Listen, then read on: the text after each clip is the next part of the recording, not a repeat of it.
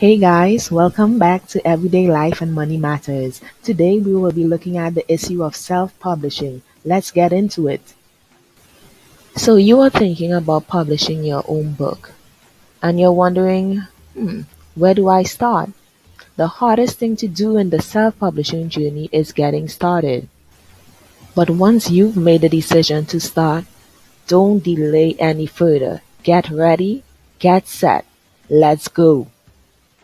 So know the reason why you want to self-publish. My self-publishing journey started out of a desire to share important information about everyday issues and challenges. So what's your reason? Why are you self-publishing? Ask yourself the question.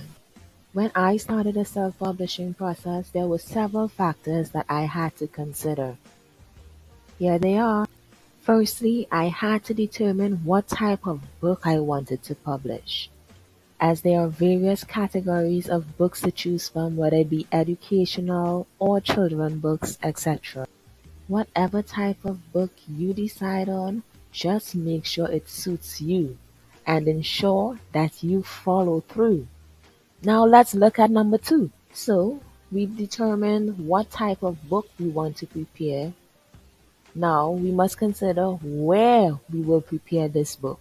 I strongly recommend using Microsoft Word because it's easier and it tends to be compatible with all self-publishing platforms. So, you know the best place to prepare your book is in Microsoft Word. Now you must determine what to write about. This process can sometimes be the most difficult step, but it's an extremely important step in the self-publishing process. So this is your time to explore. Put your thinking cap on and think about things that may interest you or information that you may have that can interest others. It may be a story or even an event in your life that you always wanted to share. Just start writing. Your thoughts will eventually begin to flow and you will be amazed as to the progress you would have made. If you're enjoying this content, please don't forget to like, share, and subscribe. Moving straight on to number 4, it's an extremely important step. It's time to name your book. When considering a name for your book, it's important to consider the overall theme of your book because you want to ensure that your name matches your book's content. Therefore, the type of book that you are creating should clearly influence the title of your book. Whatever title you decide on, just ensure it represents you and your book well. If you're still listening, don't forget to like, share, and subscribe. Moving right along to number 5. It's important to develop topics for each chapter. I found this process to be extremely useful. After you have identified your topics, you should number each one and see if it flows. So you have identified your topics and have organized them in a manner that they flow seamlessly. It's time to develop your book. Using the topics you have identified, you will now seek to expand each topic so as to build your story.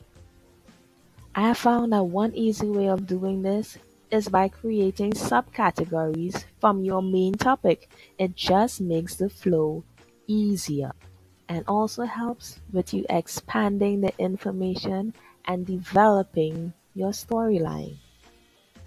So now that you have developed your story and your book is prepared, it's time to print your first draft. Once you have printed your first draft, ensure you go through each chapter individually. This is an extremely important step. This helps you to ensure that your story flows seamlessly and see if there are any gaps or grammatical errors that needs to be changed. If there are errors, ensure that you make the changes on the printed document.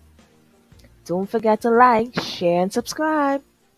If you have made changes on your printed document, it's now time to insert those changes on your saved document. take your time with this process. After you have inserted the changes on your printed document, ensure that you print it and read it over again. This ensures accuracy and prevents errors. Once you think you have your best script in order, give your manuscript to someone else to read. Sometimes fresh eyes sees fresh things. At this stage, you may choose to hire an editor or maybe obtain assistance of a friend or a family member to assist you in this process. If not, there are several online tools available to assist you in the editing process. I share more on the sites I use in another video, so go check it out. Don't forget to like, share, and subscribe. So you've had your manuscript prepared and you sent it for review. In the meantime, start creating your book cover. Remember, before someone even opens your book, they will look at the cover. So ensure that the cover represents your book well. Your book cover is your opportunity to make a good first impression to your readers. So it's important that you take the time to prepare your cover and ensure that it is captivating and will truly draw your readers to your book. If you have completed all of this, you are more than halfway through. Come on, pat yourself on the back. You're doing great. My self-publishing journey continues, so stay tuned. Don't forget to like, share, and subscribe to Everyday Life and Money Matters.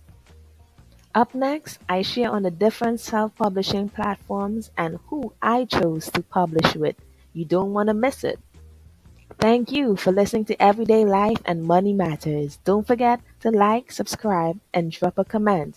Click that notification bell so you will be alerted of all our videos.